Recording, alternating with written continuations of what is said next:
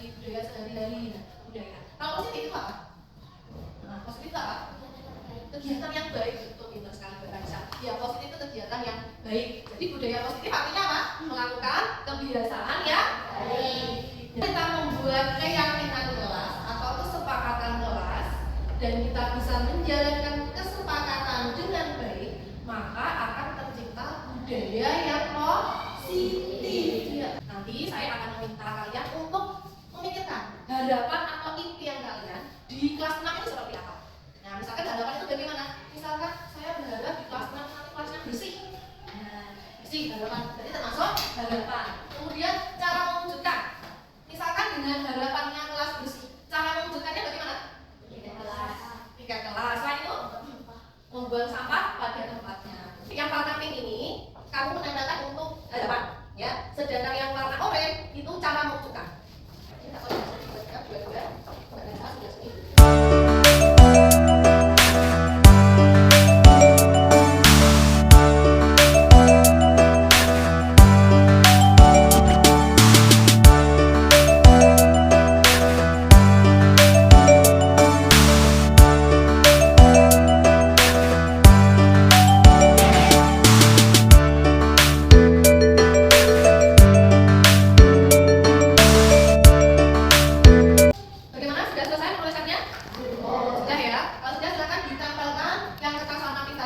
Harapan atau impian. Yang kita warna oranye di cara mewujudkan. Silakan maju untuk menempelkan garis.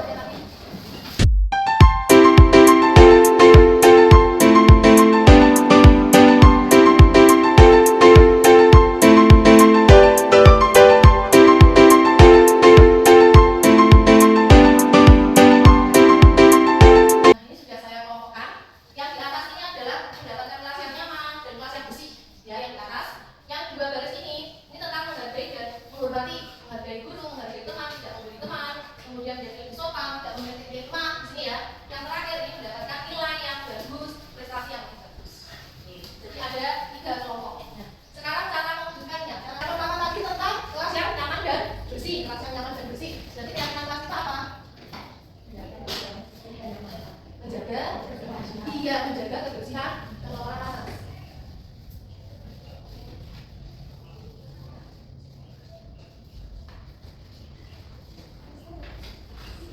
Kemudian yang kedua, selain menjaga kebersihan kelas, melaksanakan piket kelas, termasuk menjaga itu ya. Kemudian yang kedua tadi tentang menghargai atau kesepakatan kita bagaimana? Kalimat yang positif, menghormati, nah ya betul. Dan menghormati dan menghargai. Menghormati dan menghargai. Menghormati dan menghargai siapa? Teman dan guru. Oke.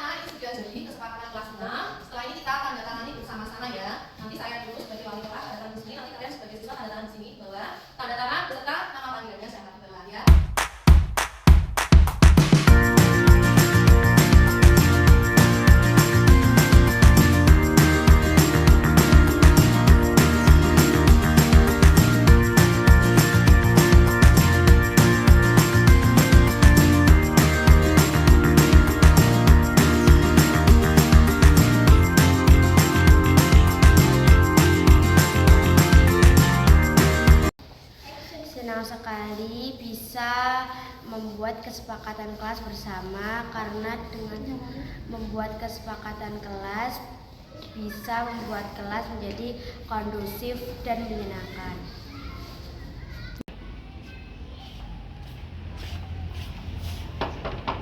Assalamualaikum Bu. Waalaikumsalam.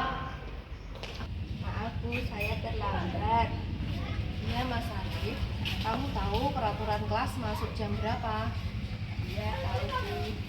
Jam 7. Sekarang sudah pukul berapa? Setengah 8 Bu. Nah, sekarang kamu silakan duduk dulu. Makasih Bu.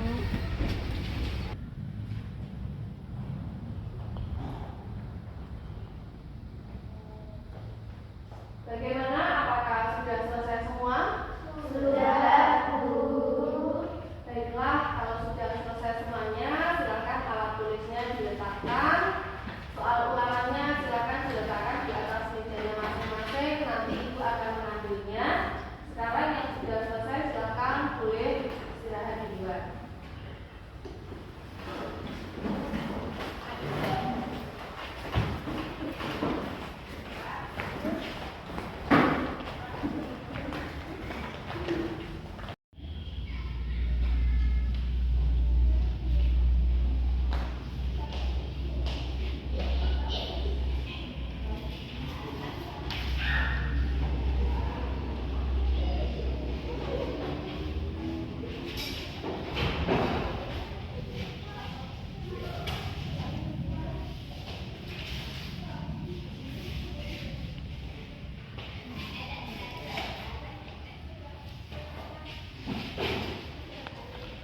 Mas Arif, kok soalnya ada dua? Katanya benar Raisa. Ya sudah, mana punya Raisa? Kamu belum selesai. Baiklah, silahkan kamu lanjutkan. Saya beri waktu 5 menit. Kalau sudah, silahkan nanti kamu ke kantor menemui saya.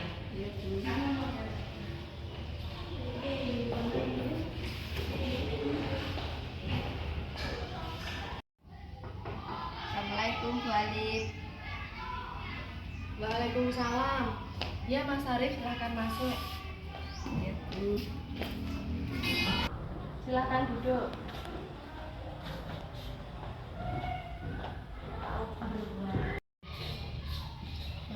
Mas Arif tahu kenapa Bu Alif memanggil Mas Arif untuk datang menemui Ibu di sini? Ya Bu, saya tahu. Saya sudah mencontek jawaban ulangannya Raisa.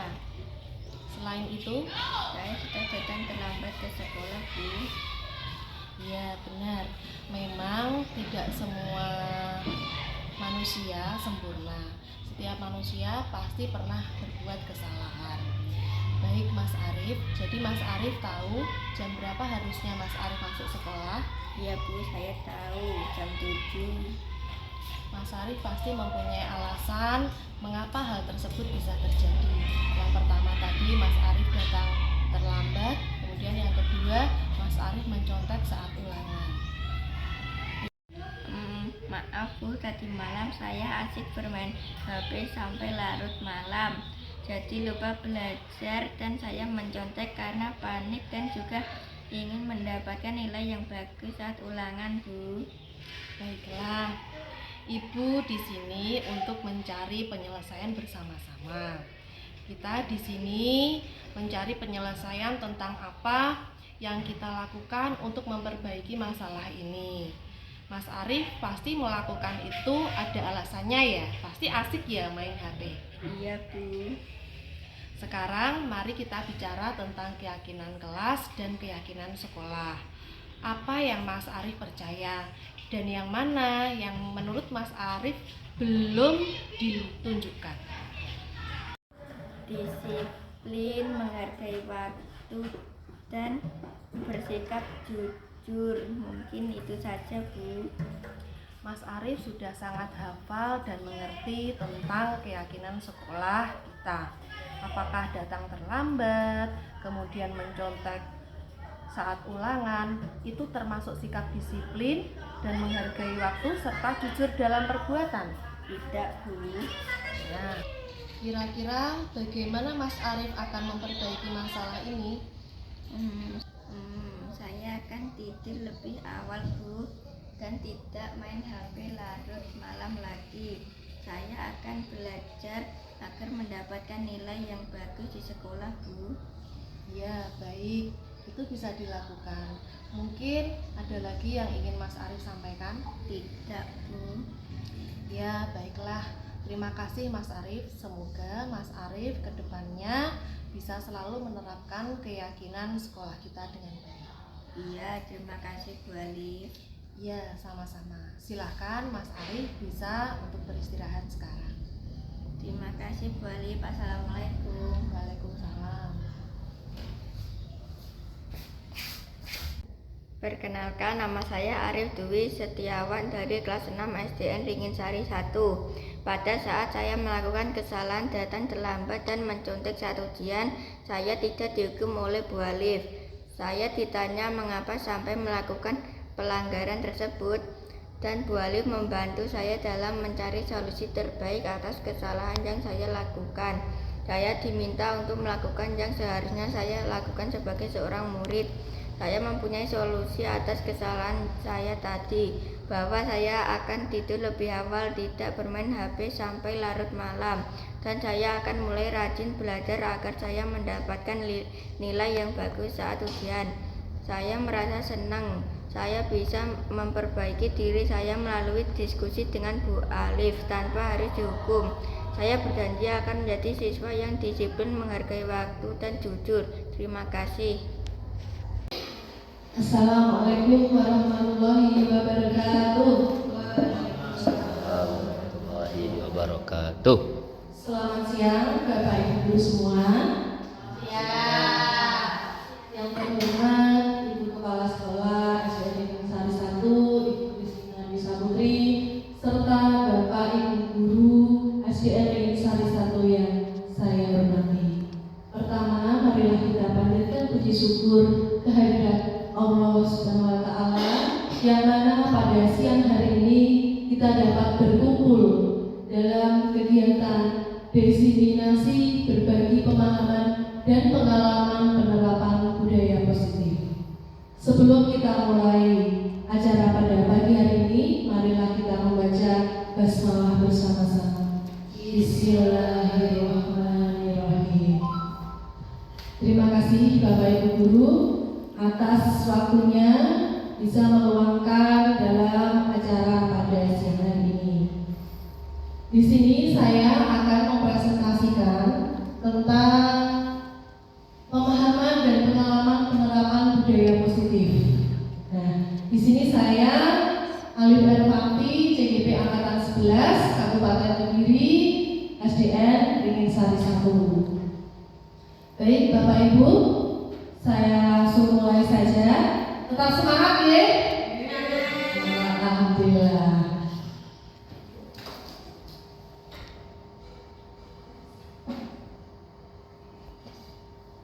Ini adalah pendamping pembelajaran CGP saya di Angkatan 11 Kabupaten Kediri di kelas 235B. Ada fasilitator Ibu Yarsini dan pengajar praktik saya Bapak Abdul Aziz. Nah, topik pembahasan pada hari ini adalah yang pertama, penyampaian materi kunci budaya positif. Yang kedua, pengalaman dan penerapan budaya positif. Yang ketiga, umpan balik dan tanya jawab. Nah, sebelum itu, menurut Ki Hajar Dewantara, di sini filosofinya adalah pendidikan adalah menuntut anak sesuai dengan kodratnya, sehingga anak dapat mencapai keselamatan dan kebahagiaan setinggi-tingginya, baik sebagai seorang manusia maupun sebagai anggota masyarakat. Seorang pendidik tidak bisa memaksakan apa yang pendidik inginkan kepada murid. Yang bisa dilakukan pendidik hanya menuntun bagaimana murid dapat menumbuhkan dan mengembangkan kodrat yang ada pada dirinya. Ki Hajar Dewantara dalam pemikirannya, anak-anak tumbuh berdasarkan kekuatan kodratnya yang unik. Tidak mungkin pendidik di sini seperti misalkan padi menjadi jagung ataupun sebaliknya. Lanjut. Nah, mengenai budaya positif itu sendiri, budaya positif di sini suatu pembiasaan yang bernilai positif, di dalamnya mengandung sejumlah kegiatan yang mampu menumbuhkan karakter murid. Budaya positif perlu dibangun dalam suatu kelas. Untuk mewujudkan budaya positif harus dilakukan sejak dini, mengingat dalam prosesnya membutuhkan waktu yang lama dan konsisten. Nah, konsep kunci modul budaya positif ini Ada 7. Yang pertama, perubahan paradigma belajar. Yang kedua, disiplin positif. Yang ketiga, motivasi perilaku manusia. Yang keempat, kebutuhan dasar. Yang kelima, posisi kontrol restitusi. Yang keenam, keyakinan kelas. Yang ketujuh, segitiga restitusi. Nah, kita langsung ke yang kunci pertama, perubahan paradigma belajar. Nah, ini nanti Bapak Ibu bisa berpasangan dengan sebelahnya. Caranya yaitu nanti Anda dan teman Anda melakukan kegiatan cobalah buka. Nah, seperti apa? Jadi Anda adalah A, tugas Anda adalah mengepalkan salah satu tangan Anda. Coba Anda bayangkan bahwa Anda menyimpan sesuatu yang sangat berharga di dalam kepala tangan Anda. Anda perlu menjaga benda tersebut sekuat tenaga Anda, karena begitu pentingnya untuk kehidupan Anda. Nah, sedangkan tugas B atau rekan itu mencoba dengan segala cara untuk membuka kepala tangan Anda. Teman Anda B ini boleh membujuk, menghardik, mengintimidasi, memarahi, menggoda, menggelitik, bahkan menawari Anda uang agar Anda bersedia membuka kepala tangan Anda. Seperti itu, nanti ada waktunya. Bisa dipahami Bapak Ibu? Nah, silakan siapa dulu yang bertindak sebagai A dan bertindak sebagai B. Nah, misalkan di sini Bu Vita yang A, Bu Usma yang B. Berarti yang mengepalkan tangan adalah Bu Vita, yang merayu adalah Bu Usma. Seperti itu. Nah, nanti diberi waktu, ya. Yang lain juga seperti itu. Ya, yang sebelah sana. Kita coba ya. Bu Vina mungkin bisa dengan Inggris.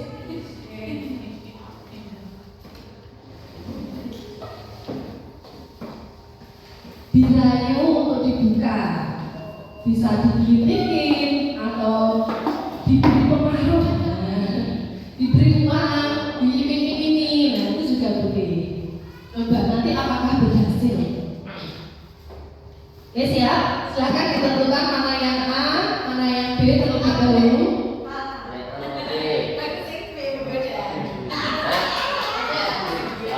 Sudah?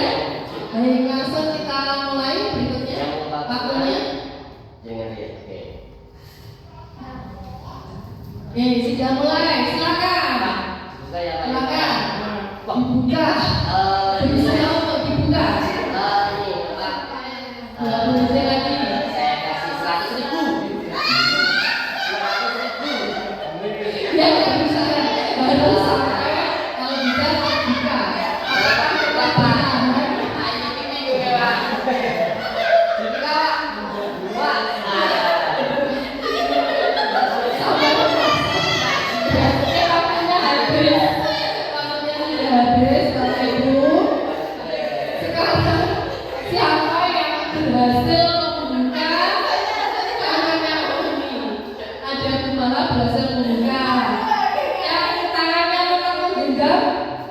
Oh ya, ada Bu Vina dan ada Pak Eko di sini. Oke, sekarang bergantian. Bergantian, sebaliknya ya. Yang menggenggam bergantian antara A dan B. Baik, kartunya gimana? Kita coba. Kartunya ada. Silakan dimulai. Ya, bagaimana meraih di kelas sekolah?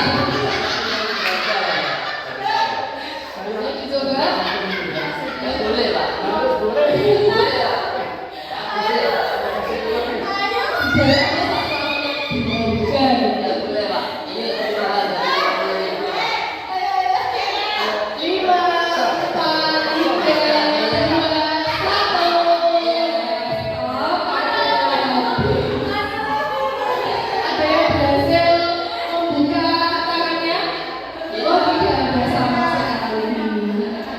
Dan saya ingin bertanya, tadi yang sebelah sini berarti belum berhasil ya.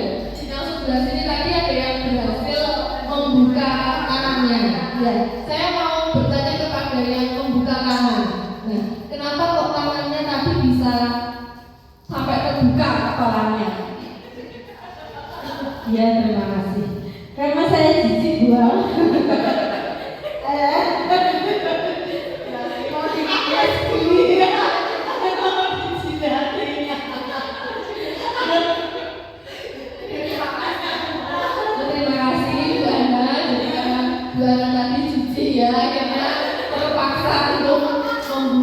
tangannya sampai mau digigit sepertinya tadi ya. Ya, yang bertahan tadi, bertahan ya, mungkin agak tidak membuka ya. Kenapa jenengan kok mempertahankan kepala tangan Anda? Ya, karena tadi kan instruksinya kan harus dipertahankan karena ini adalah barang yang berharga. Dan akhirnya begitu diminta oleh ibu kepala sekolah, dan saya genggam dengan sekuat-kuatnya. Bahkan saya berusuki ibu kepala sekolahnya memelas ibaratnya itu tidak saya buka. Dipaksa juga tidak bisa. Terima kasih Bapak Ibu. Jadi saya mau bertanya. Nah, ini pertanyaannya. Yang pertama tadi ya, apakah Anda atau B membuka kepala tangan Anda? Nah, tadi kan ada yang membuka. Alasannya apa? Kok sampai bisa membuka? Sudah dijelaskan. Yang kedua, apakah Anda atau B menutup kepala tangan Anda? Tadi ada Bu Vina yang tetap menutup kepala tangannya, dan alasannya apa? Nah, dalam kegiatan ini Bapak Ibu, sesungguhnya siapa yang memegang kendali atau kontrol untuk membuka atau menutup kepala tangan? Kita yang mempunyai tangan, yang mengepal tangan sendiri.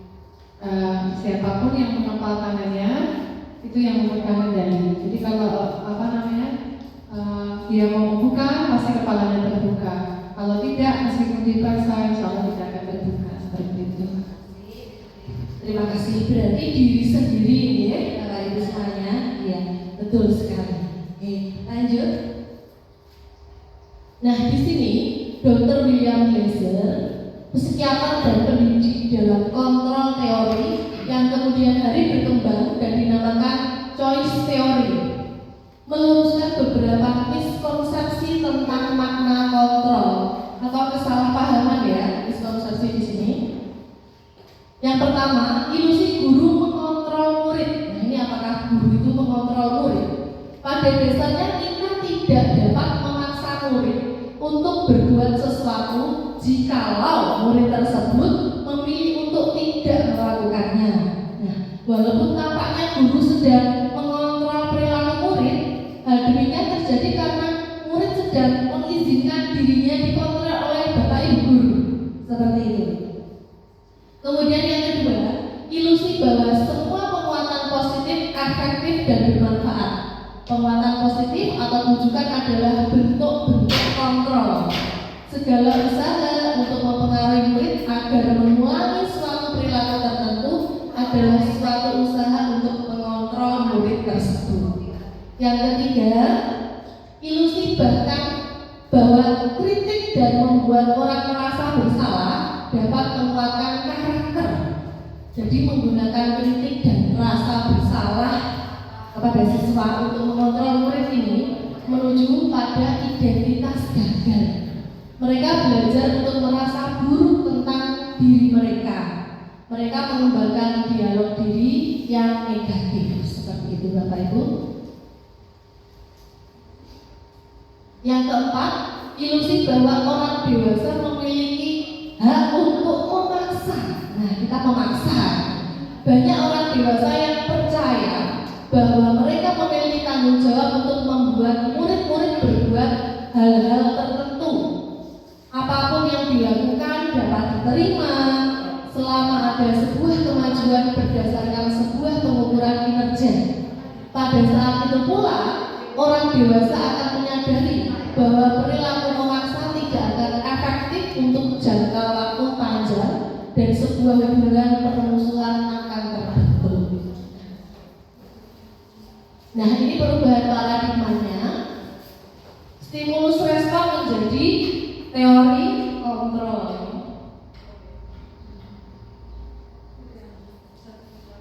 Bagaimana seorang bisa berubah dari paradigma stimulus respon kepada pendekatan teori kontrol? Di sini menurut Stephen R. Covey mengatakan bahwa bila kita ingin membuat kemajuan perlahan, sedikit-sedikit ubahlah sikap atau perilaku Anda. Namun, bila kita ingin memperbaiki cara-cara utama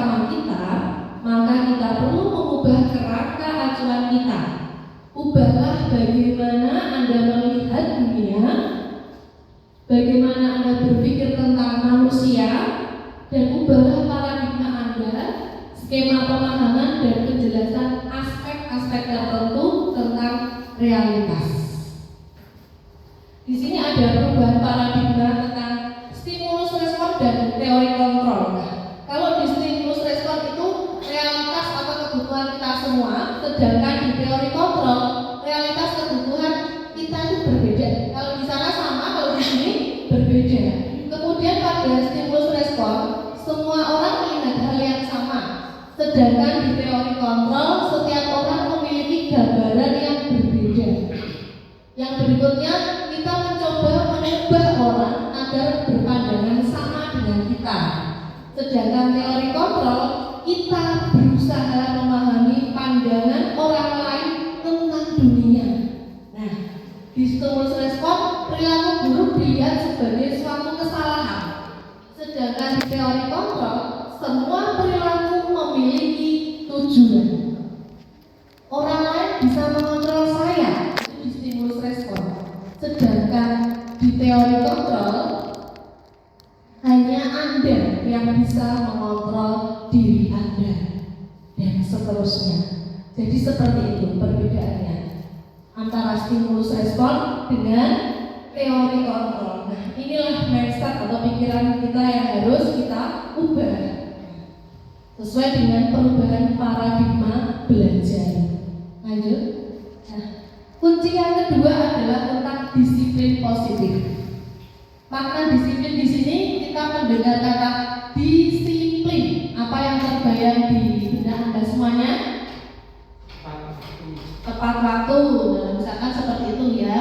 Kemudian kebanyakan orang akan menghubungkan kata disiplin dengan kata tertib, teratur, dan kepatuhan pada peraturan. Dalam budaya kita, makna kata disiplin dimaknai menjadi suatu yang dilakukan seseorang pada orang lain untuk mendapatkan kepatuhan. Kita cenderung menghubungkan kata disiplin dengan ketidaknyamanan. Menurut Bapak Pendidikan kita, Ki Hajar Dewantara menyatakan bahwa di mana ada kemerdekaan, disitulah harus ada disiplin yang kuat. Sesungguhnya disiplin itu bersifat self-disiplin, yaitu kita sendiri yang mewajibkan kita dengan sekeras-kerasnya. Tetapi itu sama saja, sebab jikalau kita tidak cakap melakukan self-disiplin, wajiblah penguasa lain mendisiplinkan diri kita. Dan peraturan sedemikian itulah harus ada di dalam suasana yang merdeka. Di situ Ki Hajar menyatakan bahwa untuk mencapai kemerdekaan atau dalam konteks pendidikan kita saat ini, untuk menciptakan murid yang merdeka, syarat utamanya adalah harus ada disiplin yang kuat. Disiplin yang dimaksud adalah disiplin diri yang memiliki motivasi internal, itu dari dalam. Jika kita tidak memiliki motivasi internal, maka kita memerlukan pihak lain untuk mendisiplinkan kita atau motivasi eksternal namanya. Karena berasal dari luar, bukan dari dalam diri kita. Pemikiran Ki Hajar ini sejalan dengan pandangan Diane Gosset. Dalam bukunya Restructuring School Discipline 2001, Diane menyatakan bahwa arti dari kata disiplin berasal dari bahasa Latin disiplina, yang artinya belajar. Kata disiplin juga berasal dari akar kata yang sama dengan disciple atau murid atau pengikut. Untuk menjadi seorang murid atau pengikut, seseorang harus paham betul alasan mengapa mereka mengikuti suatu aliran atau ajaran tertentu, sehingga motivasi yang terbangun adalah motivasi intrinsik, bukan ekstrinsik.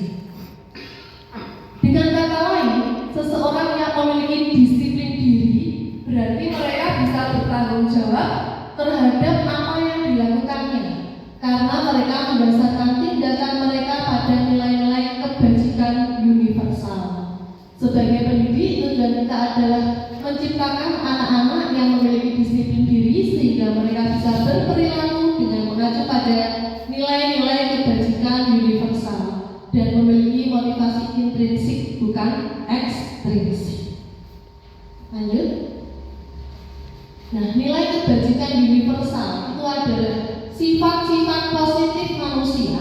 yang merupakan tujuan mulia yang ingin dicapai setiap individu.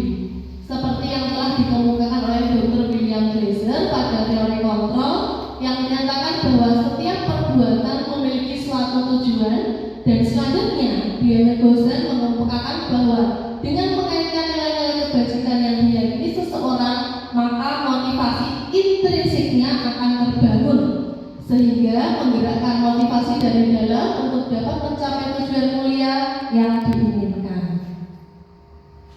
Nah, nilai kebajikan ini sendiri yaitu tentang profil pelajar Pancasila. Bisa menyanyikannya ya Bapak Ibu? Insya Allah bisa. Kita nyanyikan sambil bergerak, gerakannya bersama-sama ya.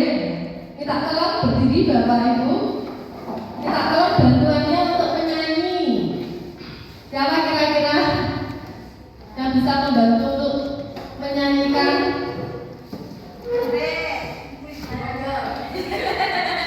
Sambil gerakannya. Di sini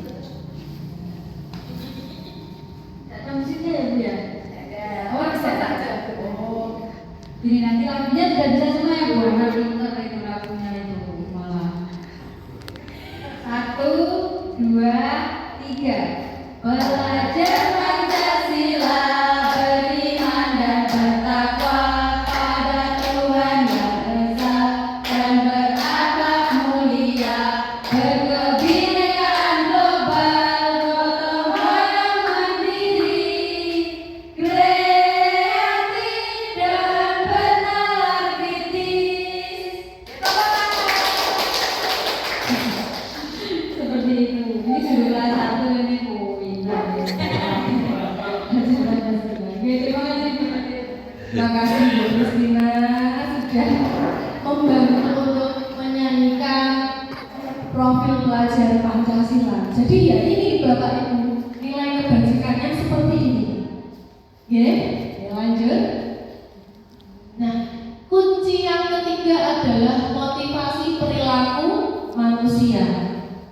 Di sini ada 3. Yang pertama, motivasi perilaku manusia menghindari hukuman ketidaknyamanan. Kemudian untuk menjadi orang yang mereka inginkan dan menghargai diri sendiri dengan nilai-nilai yang mereka percaya.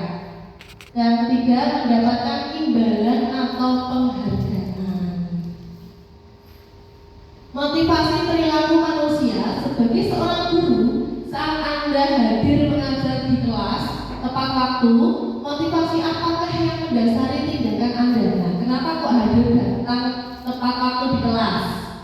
Apakah Anda datang tepat waktu karena tidak ingin ditegur oleh atasan? Atau ingin mendapatkan pujian dari atasan? Atau mendapatkan penghargaan sebagai karyawan atau guru berprestasi?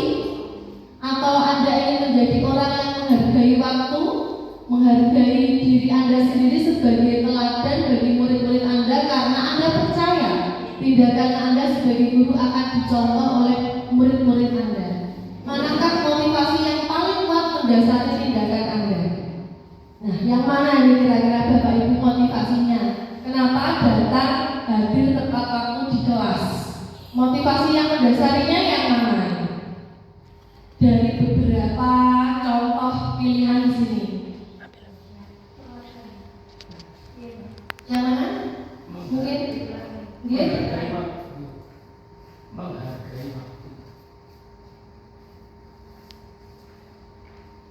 ini menjadi orang yang menghargai waktu, menghargai diri, serta sebagai teladan bagi murid-muridnya. ya, tepuk tangan.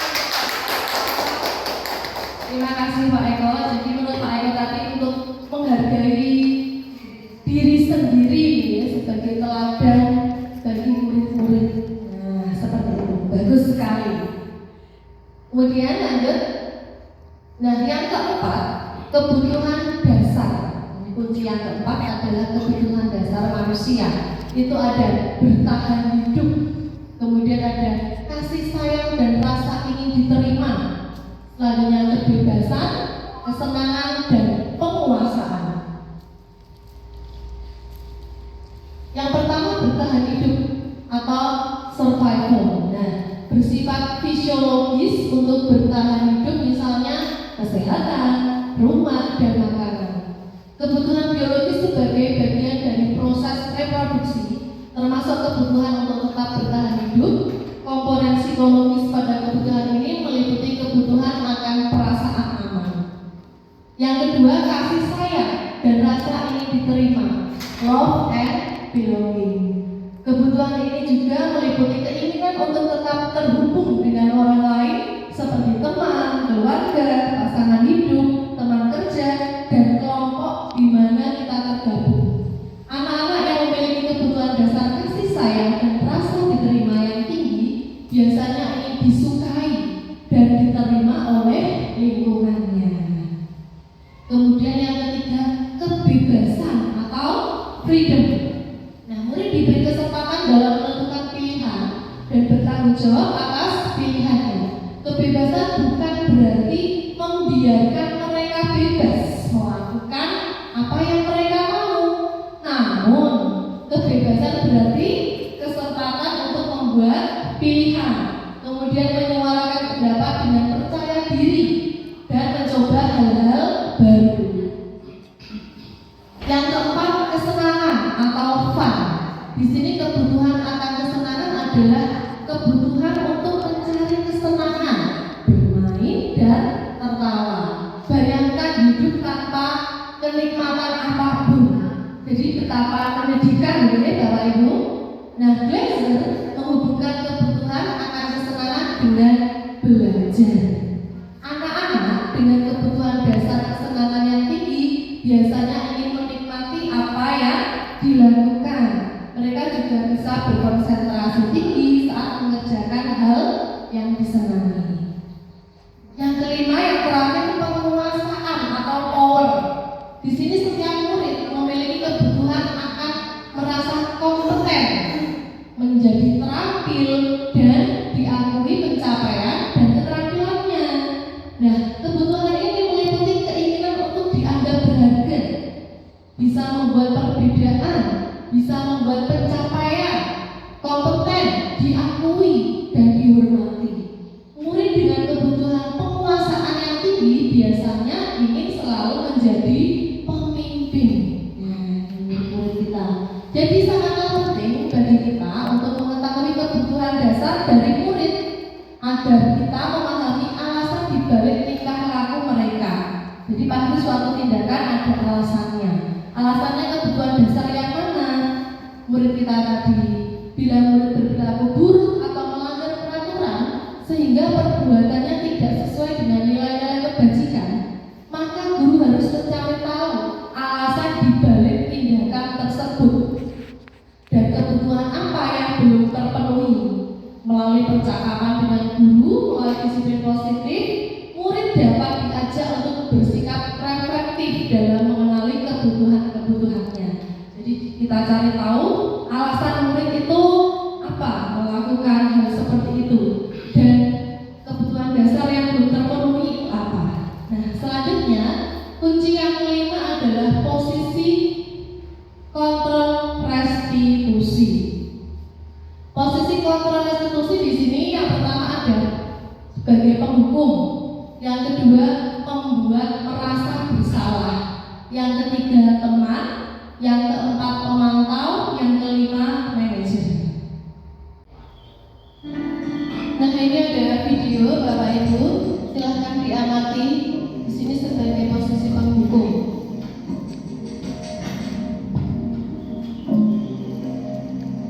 Naren,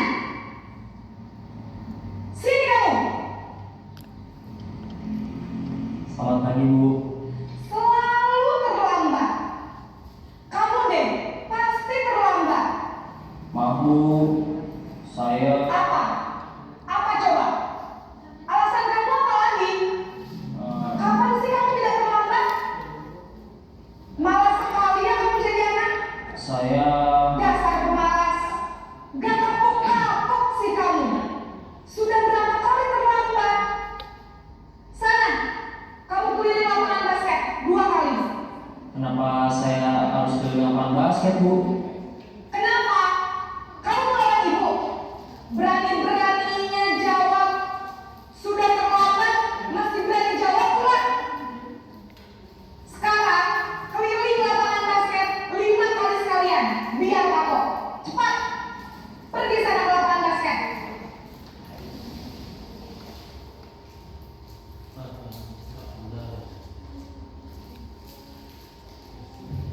Nah, seperti itu.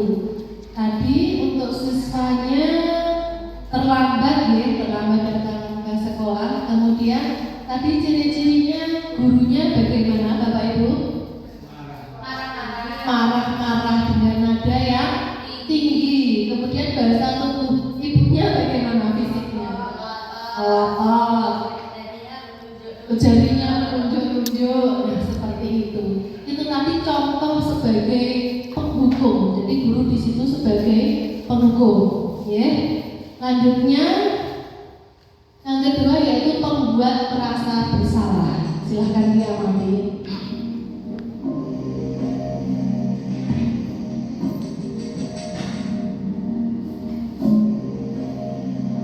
Naren!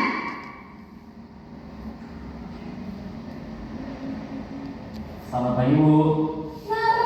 Naren, kamu kenapa terlambat lagi, nak?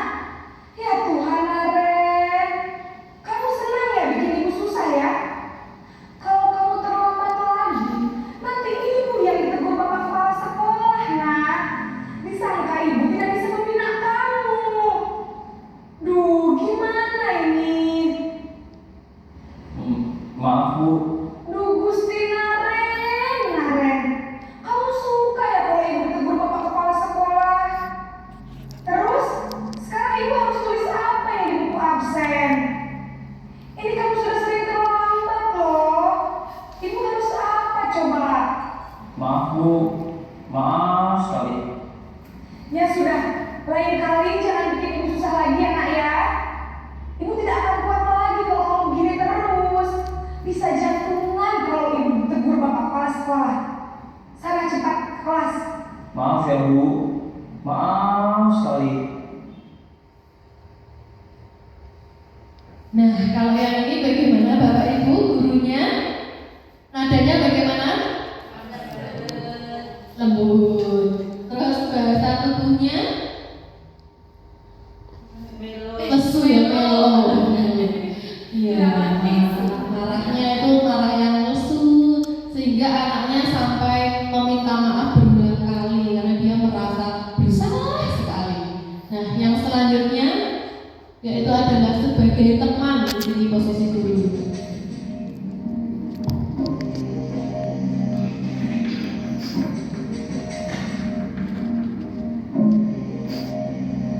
Naren!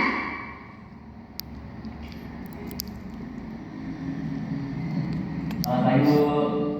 Wah, sudah jam berapa ini nak? Terlambat lagi ya sayang. Iya Bu.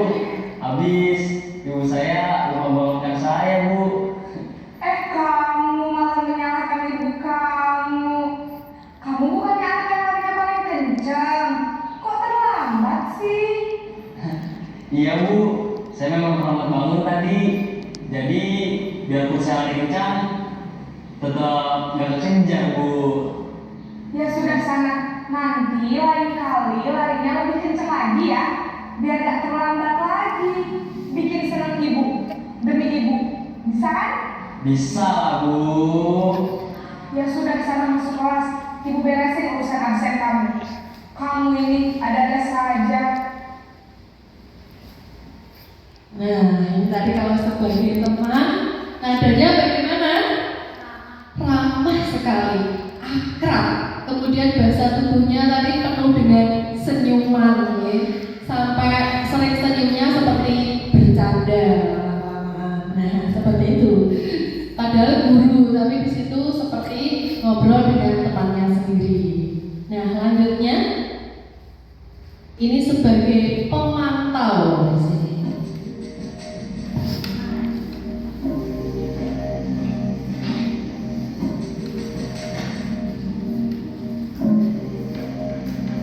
Naren!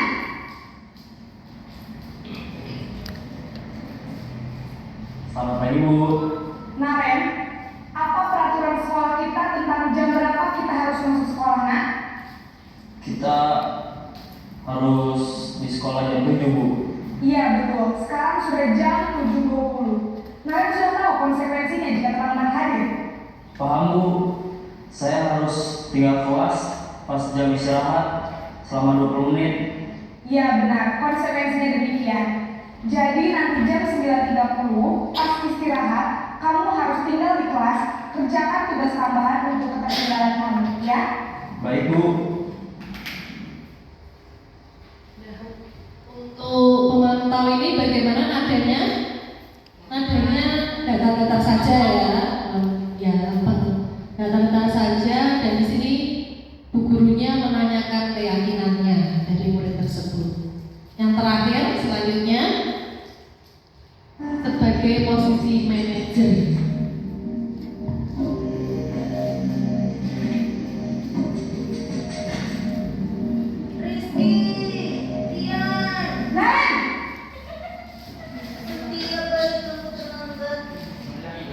Selamat pagi, Bu. Selamat pagi, Naren. Maaf, Bu. Saya terlambat. Iya, sekolah masuknya jam 7, sekarang sudah jam 7.20. Jadi sekarang bagaimana nih, Naren? Maaf, Bu. Saya lupa soal alarm saya semalam. Baiklah, menurut kamu, keyakinan sekolah yang mana yang perlu kamu tingkatkan? Menghargai diri sendiri dan orang lain mungkin ya, Bu. Setuju. Jadi, apakah Naren meyakini prinsip saling menghormati tersebut? Iya, Bu. Saya meyakininya. Apakah Naren bersedia memperbaiki masalah keterlambatan ini? Bersedia, Bu. Bagaimana kamu akan memperbaiki masalah keterlambatan ini? Saya akan coba untuk tidak lupa menyetel alarm saya, Bu. Baik, kalau Naren lupa menyetel alarm di rumah, ada orang yang kira-kira bisa bantu mengingatkan tidak? Ada, Bu. Kakak saya, Kak Emma. Ada lagi selain Kak Emma? Selain Kak Emma, ada ibu saya. Baik, jadi yang mengingatkan Naren adalah Kak Emma dan ibu kamu ya? Kira-kira akan mulai setel alarm kapan nih, Naren? Setelah pulang sekolah, akan segera saya lakukan. Baik, jadi Naren akan setel alarm untuk bangun besok pagi dan akan diingatkan oleh kakak dan ibunda Naren ya. Ada lagi yang mungkin perlu dilakukan, Naren, agar tidak terlambat bangun lagi? Tidak ada, Bu. Baik, Naren, terima kasih untuk kerjasama kamu. Sekarang kamu perlu kembali ke kelas untuk belajar. Baik, Bu. Terima kasih. Nah, di sini posisi sebagai manajer bahasanya seperti itu ya, sedikit tegas. Kemudian di sini tidak langsung menyalahkan kepada murid, tapi menanyakan dulu tentang keyakinannya dan alasannya. Jadi murid diajak untuk menganalisis kebutuhan dirinya maupun kebutuhan orang lain. Di sini penekanan bukan pada kemampuan membuat konsekuensi, namun dapat berkolaborasi dengan murid bagaimana memperbaiki kesalahan yang ada, sehingga kesalahan tersebut tidak terjadi lagi dan ada cara atau solusi untuk memperbaikinya. Seperti itu. Menurut Bapak Ibu dari posisi yang tadi, beberapa tadi itu 5 posisi kontrol, dan di situ yang menurut Bapak Ibu yang paling baik yang mana? Posisi sebagai apa? Apakah sebagai teman atau sebagai manajer? Membuat rasa bersalah? Ya, sebagai apa, Bu Malah? Sebagai manajer. Ya, betul sekali. Lanjut. Nah, kunci yang keenam adalah tentang keyakinan kelas. Mengapa keyakinan kelas? Kok bukan peraturan kelas saja ya? Kalau selama ini kita sering mendengar tentang peraturan. Nah, di sini keyakinan. Nah, seperti yang sudah disampaikan sebelumnya tentang nilai-nilai kebajikan, bahwa menekankan pada keyakinan seseorang akan lebih memotivasi seseorang dari dalam. Seseorang akan lebih tergerak dan bersemangat untuk menjalankan keyakinannya daripada hanya sekedar mengikuti serangkaian peraturan yang tertulis tanpa makna. Nah, makanya di sini mengapa keyakinan. Langkah pembentukan keyakinan kelas, yaitu kita di sini melibatkan murid. Jadi bersama dengan murid. Kemudian ide kelas ideal itu seperti apa? Nah, kita bertanya kepada murid, seperti menanyakan harapannya di kelas ini seperti apa, atau mempunyai kelas impian yang bagaimana, begitu. Dan kalimatnya dibuat dalam bentuk kalimat positif. Dan kesepakatannya nanti disepakati sedikit saja, jadi jangan sampai 10 atau lebih, jadi sedikit tapi sepakat. Nah, seperti itu. Yang ketujuh adalah segitiga restitusi. Ini kunci yang ketujuh. Pengertiannya yaitu merupakan proses untuk menciptakan kondisi bagi murid untuk memperbaiki kesalahan mereka sehingga mereka bisa kembali pada kelompok mereka dengan karakter yang lebih kuat. Ini adalah bentuk dari segitiga restitusi. Nah, yang pertama yang kita lakukan yaitu menstabilkan identitas terlebih dahulu. Biasanya dengan kalimat seperti ini, seperti yang dicontoh tadi ya. Setiap orang pasti pernah melakukan kesalahan. Jadi kita mengatakan seperti itu kepada murid kita yang berbuat kesalahan. Atau bisa juga, kamu bukan satu-satunya yang pernah melakukan ini, nak. Misalkan seperti itu. Ini hanya contoh saja, bisa dikembangkan lagi. Setelah kita menstabilkan identitas kepada murid tersebut, selanjutnya adalah validasi tindakan yang salah. Nah, validasi ini kita mencari tindakannya yang salah, apa alasannya apa. Nah, biasanya kalimatnya seperti ini. Kamu tentu punya alasan mengapa melakukan itu. Atau yang lainnya, adakah cara yang lebih efektif untuk mendapatkan apa yang kamu butuhkan? Nah, seperti itu. Itu yang validasi tindakan yang salah. Jika sudah, selanjutnya yang ketiga menanyakan keyakinannya. Jika sudah tahu mana kesalahannya, alasannya apa, terus kemudian kita menanyakan keyakinannya. Misalkan dengan pertanyaan, keyakinan kelas apa yang telah kita sepakati? Seperti siswa yang terlambat tadi, keyakinannya dia datang terlambat, tidak tepat waktu. Nah, kemudian pertanyaannya lain, kamu ingin menjadi orang yang seperti apa?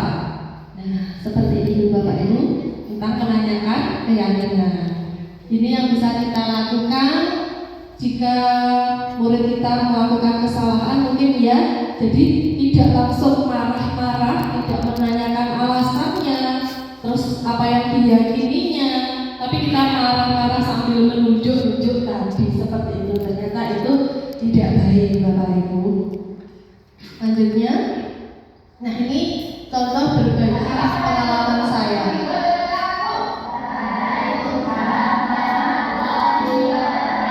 Ini membentuk keyakinan kelas.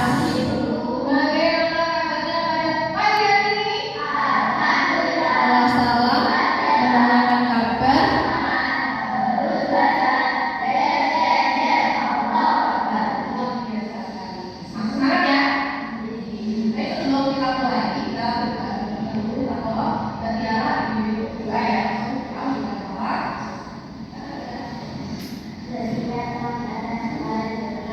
Selanjutnya yaitu berdoa. Kemudian menanyakan siswa tentang budaya positif. Itu seperti apa? Kegiatan yang baik itu ya positif itu kegiatan yang baik. Jadi budaya positif artinya apa? Maka kebiasaan yang baik.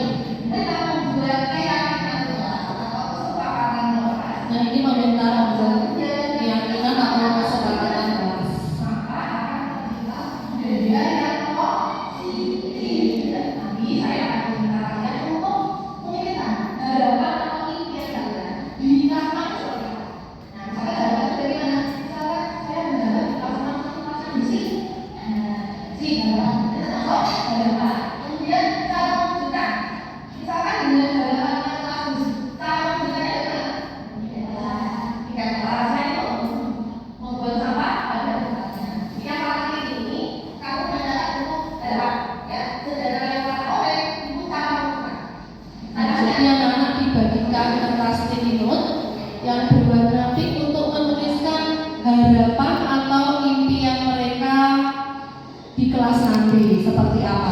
Sedangkan sticky note yang warna oranye itu tentang caranya.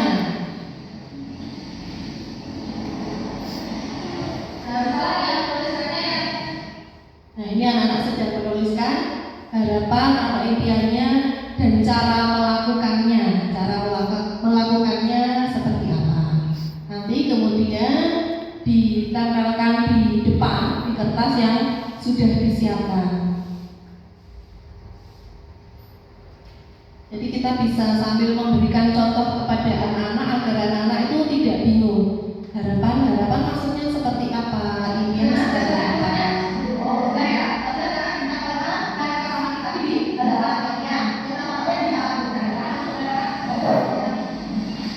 Nah, ini anak-anak semuanya menempelkan harapan-harapan mereka. Di sini saya meminta setiap anak itu membuat 2 harapan dan 2 cara mewujudkannya. Nah, ini sudah saya ngomongkan. Yang di atas ini adalah penjelasannya yang atas. Yang dua baris ini kita akan berbagi dari guru lagi, dari buku, dari teman, kemudian dari sofa, dari teman, ya. Nah, pasti ada jawaban yang sama. Jadi saya kelompokkan di sini.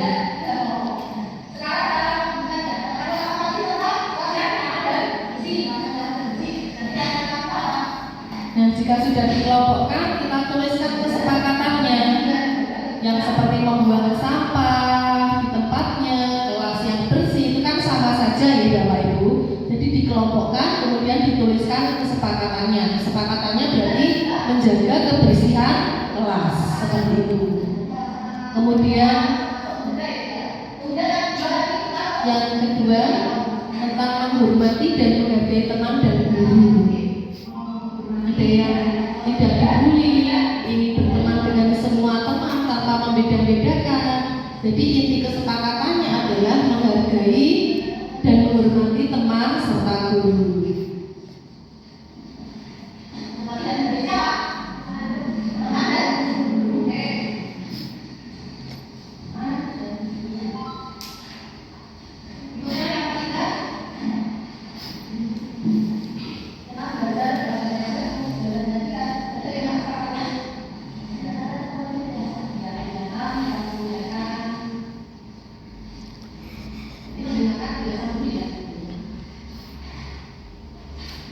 Di sini siswa ingin mendapatkan nilai yang bagus, ingin berprestasi. Nah, caranya bagaimana? Misalkan bisa kesepakatannya mendengarkan penjelasan guru, atau mungkin juga bisa aktif dalam setiap pembelajaran. Itu juga boleh Bapak Ibu.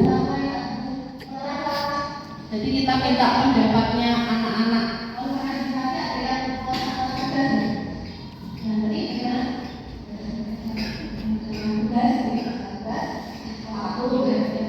Laksanakan tugas tepat waktu, atau misalkan bisa juga kesepakatannya disiplin waktu. Nanti boleh. Kan luas sekali kesepakatan. Ini menekankan lagi. Nah, ini dibuatkan posternya.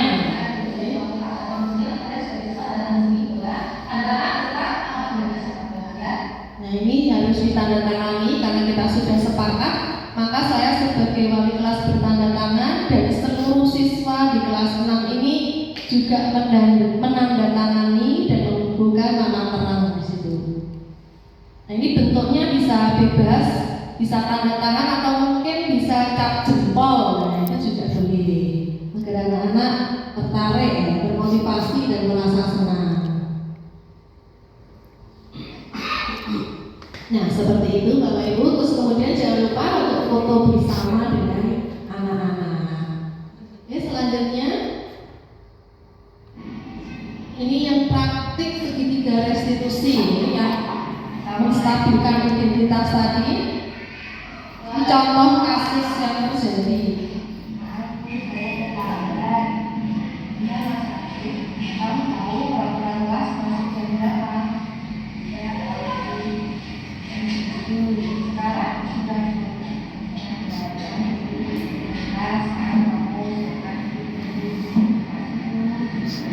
ini pas ulangan ternyata siswa tersebut terlambat datang ke kelas. Otomatis untuk mengikuti ujian juga terlambat.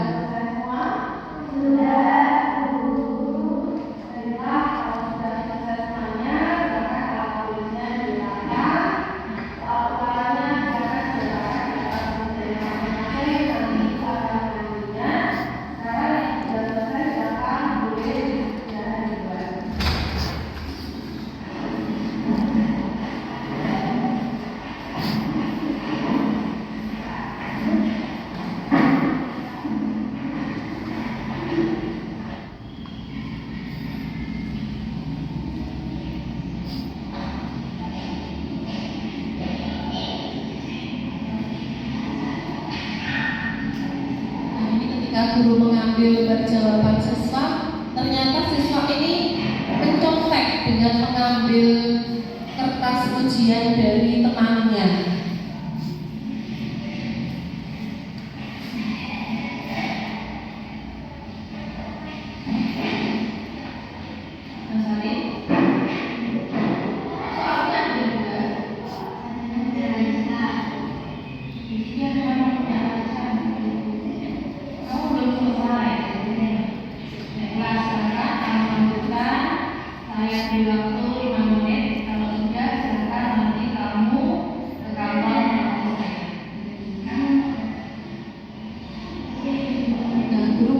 Murid tersebut untuk menemui di kantor. Waalaikumsalam. Ya Mas Arif akan masuk. Nah ini bisa diamati terjadi segitiga restitusi.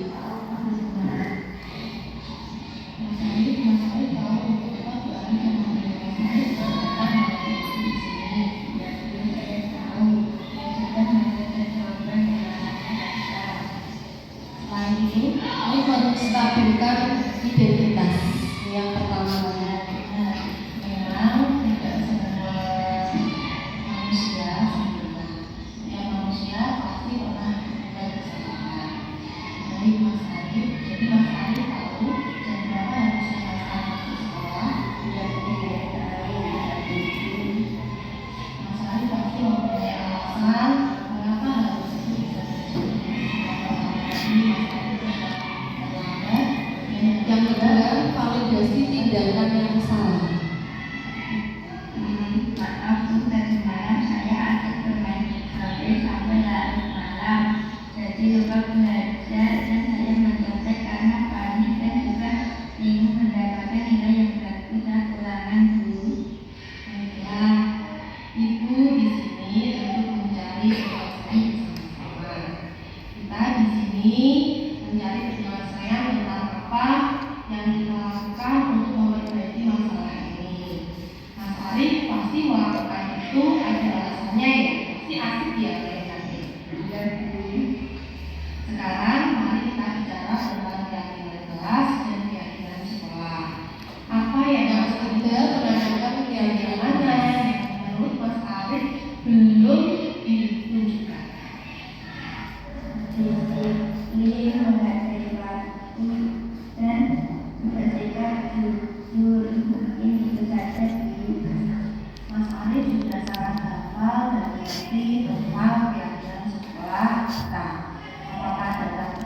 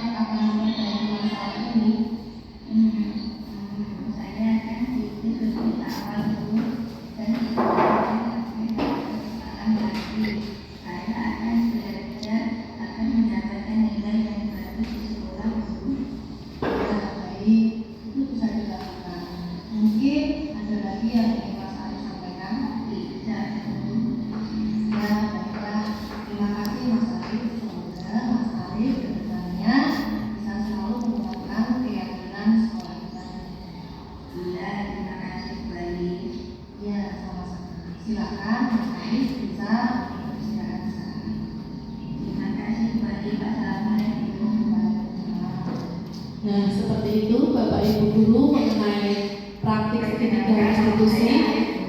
Dan ini tanggapan dari murid. Hari satu, pada saat saya melakukan kesalahan dan terlambat dan mencoba satu ujian, saya tidak dihukum oleh Bu Walid. Saya ditanya mengapa sampai melakukan pelanggaran tersebut, dan Bu Walid membantu saya dalam mencari solusi terbaik atas kesalahan yang saya lakukan.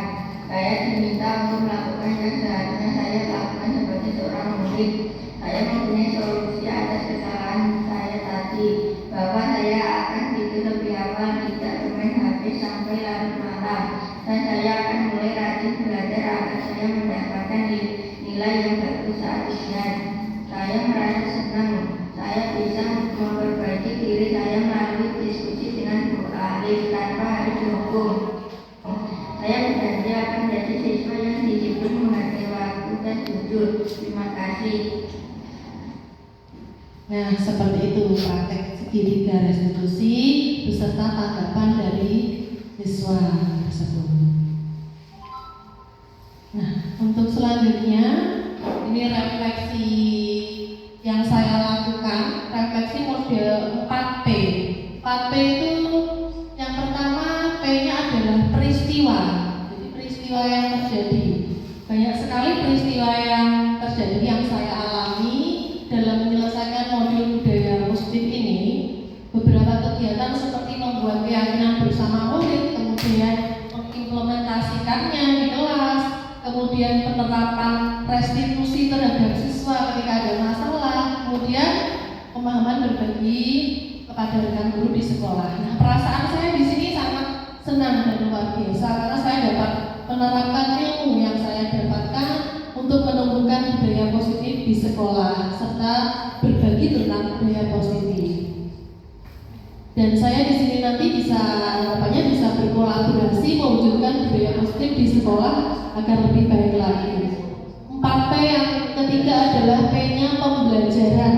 Jadi kegiatannya diawali dengan meminta izin, berkonsultasi dengan ibu kepala sekolah, berkolaborasi dengan rekan guru, mempraktekkan pembuatan keyakinan kelas, kemudian penerapan segitiga restitusi serta berbagi pemahaman tentang budaya positif di sekolah bersama rekan guru. Nah, penerapannya saya akan berusaha menerapkan 7 kunci menuju budaya positif di sekolah. Saya berharap motivasi intrinsik dari siswa dan rekan guru di sini dapat tumbuh sehingga budaya positif di sekolah dapat terwujud dengan baik. Nah, seperti itu Bapak Ibu.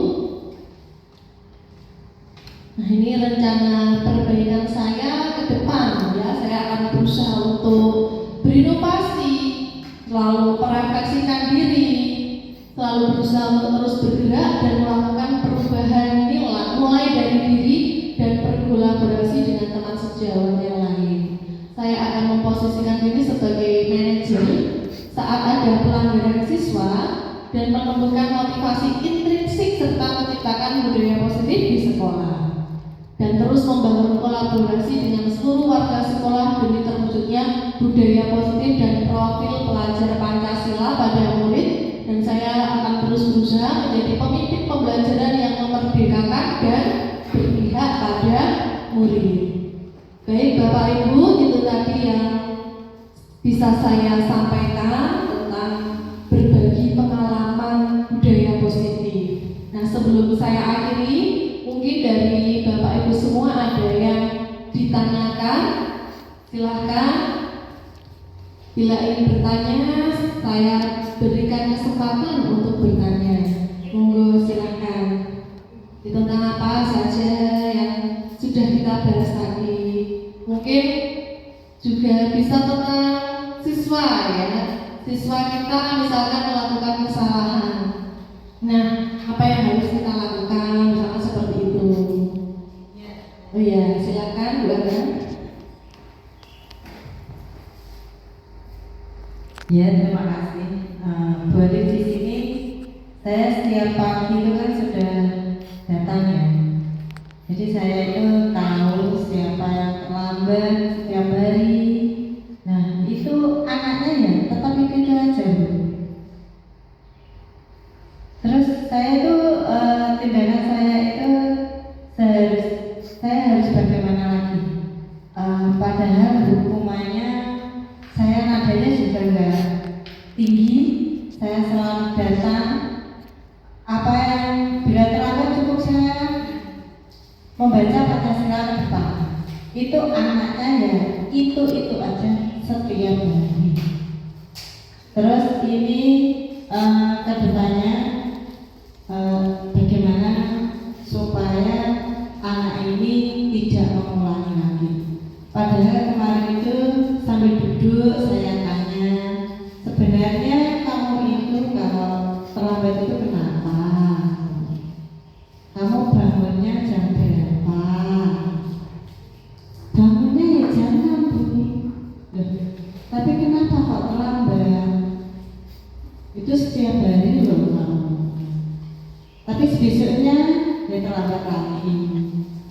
Sudah begitu aja Bu Ali.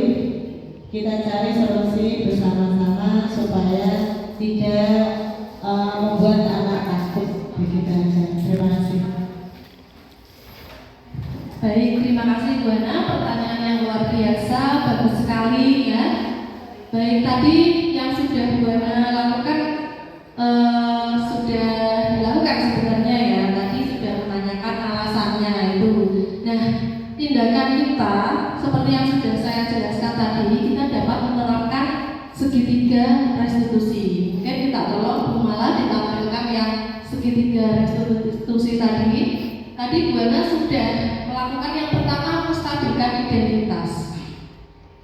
Nah, sudah dilakukan apa dulu untuk menstabilkan identitas? Jadi tidak langsung menyalahkan, tapi bisa kita tanyakan dulu, kita stabilkan dulu identitas dari murid kita tersebut agar murid itu tidak tidak takut dengan kita. Nah, jadi kita stabilkan. Mungkin bisa contohnya seperti ini. Kamu bukan satu-satunya yang pernah melakukan ini. Ibu itu juga pernah dulu. Kan seperti itu. Jadi dia nggak takut tuh. Guruku juga pernah ya seperti itu. Nah, mungkin seperti itu. Itu namanya menstabilkan identitas. Kemudian yang kedua, validasi tindakan yang salah. Nah, kita validkan apakah tindakan yang salah itu yang mana dari anak tersebut. Misalkan ini, kamu tentu punya alasan mengapa melakukan itu. Jadi kita tanyakan alasannya. Kamu melakukan apa hari ini dari keyakinan kelas kita? Nah, terlambat Bu. Terus kemudian alasannya apa? Kenapa kok kamu bisa datang terlambat? Mungkin tadi bangunnya sudah jam 6 ya, sudah jam 6. Terus setelah itu apa yang dilakukan? Nah, kita gali terus sampai kita menemukan alasan yang sebenarnya yang terjadi. Mungkin saja juga bisa dari orang tua ya. Jadi bukan dari anak tersebut. Biasanya apalagi kalau kelas 1, 2, kelas bawah itu kan masih butuh pendampingan orang tua. Jadi orang tuanya itu juga harus berperan aktif. Nah, kita cari tahu, kita gali alasannya. Jika sudah ketemu, kemudian kita menanyakan keyakinan. Nah, ini menanyakan keyakinan juga sangat penting. Di awal masuk kelas itu kita harus sudah membuat keyakinan kelas. Nah, kemudian keyakinan kelas itu kan harus kita sepakati bersama. Dan kita tanyakan keyakinan mana yang belum dia lakukan. Nah, misalkan keyakinan datang tepat waktu Bu. Nah, bisa kita tanyakan. Terus keyakinan kelas yang kita sepakati. Kemudian kamu ingin menjadi orang yang seperti apa sih sebenarnya? Apakah orang yang selalu datang terlambat? Mungkin seperti itu. Itu untuk menanyakan keyakinannya. Terus kemudian kita mencarikan solusinya. Solusinya agar dia tidak terlambat bagaimana? Besok kamu harus bangun jam berapa? Setelah bangun, apa yang kamu lakukan? Itu kita tanyakan kepada anak tersebut. Jadi anak tersebut biar yang berpikir dan menjawab. Nah, kalau misalkan anak tersebut kesulitan, kita bantu memberikan solusi. Seperti contoh tadi dengan alarm, membunyikan alarm. Misalkan orang tuanya tidak membangunkan, kita punya alarm sendiri. Kemudian setelah itu apa yang dilakukan? Kita terus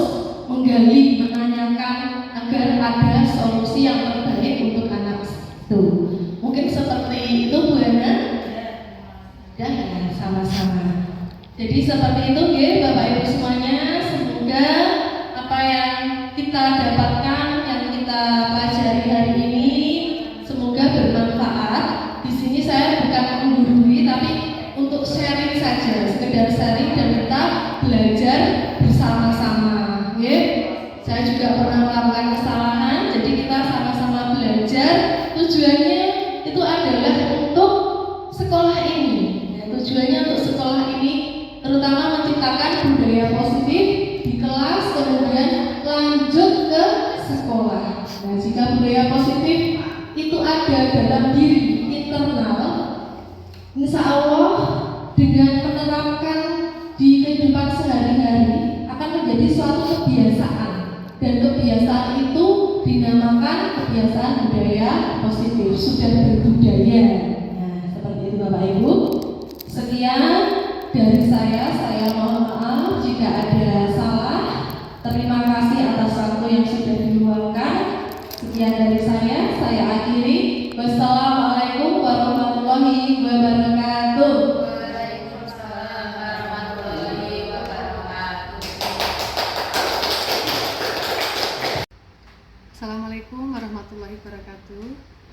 Perkenalkan, nama saya Ibu Ervina Trimayasari, biasa dipanggil Ibu Vina. Saya adalah teman dari Ibu Alif Ervanti, CGP Angkatan 11. Saya bekerja satu lembaga dengan beliau di SDN Ringin Sari 1 Kandat, Kabupaten Kediri.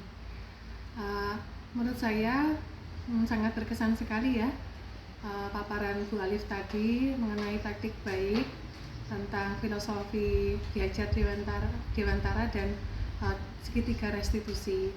Sangat bermanfaat untuk kedepannya saya menghadapi perkembangan siswa-siswi saya dan merubah cara pandang saya terhadap perilaku anak didik saya nantinya, sehingga saya bisa menempatkan diri sebagai guru yang bijaksana dalam mengambil setiap keputusan untuk menghadapi masalah siswa didik saya. Itu saja mungkin kesan dari saya. Untuk pesannya, selalu semangat Ibu Alif Ervanti. Semoga sukses CGP Angkatan 11. Terima kasih, mungkin itu saja yang bisa saya sampaikan.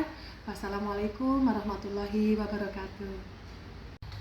Assalamualaikum warahmatullahi wabarakatuh. Perkenalkan, nama saya Ana Aruyana. Saya mengajar di kelas 1 SDN Ringin Sari 1 Kecamatan Kandat. Saya akan memberikan umpan balik terhadap kegiatan diseminasi berbagi pemahaman dan pengalaman penerapan budaya positif dari Bu Alif. Menurut saya kegiatan ini sangat bagus dan bermanfaat. Banyak sekali yang saya dapatkan, yaitu tentang segitiga restitusi, yaitu bagaimana cara untuk menyelesaikan suatu masalah terhadap peserta didik, seperti yang dicontohkan di video Bu Alif tadi, yaitu cara mengatasi kita murid yang sering terlambat. Begitu saja dari saya. Cukup sekian, terima kasih, semangat, sukses selalu Bu Alif.